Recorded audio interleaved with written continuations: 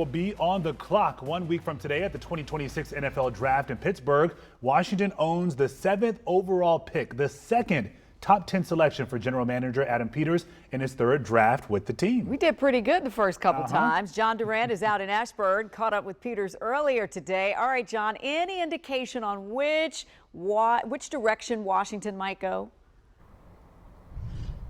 Leslie, Peters said it a few weeks ago in Phoenix. He said it again today. He has no idea who will be there at 7. He's also left the door open to potentially trading that pick if the price is right. Peters said today he and his team have gone over every possible scenario. What could happen picks 1 through 6, including performing some mock drafts and simulated trades.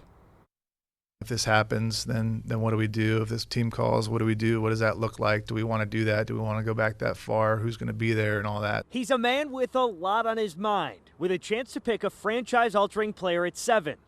But trading that pick isn't something Peters says is out of the question.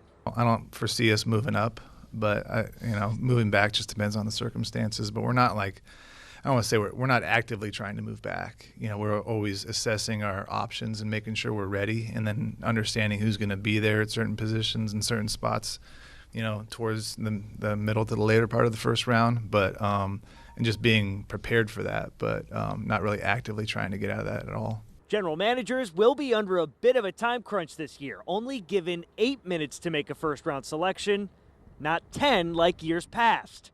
Peters says that change just means he's making and taking more phone calls now. It makes you kind of do a little more work on the front end. So talking to other GMs on the front end, like kind of getting if there is a deal, which you might not ever make it, but at least getting the parameters so you're not hemming and hawing in those 8 minutes trying to work out a deal. You kind of have the parameters ahead of time if that is something you would do.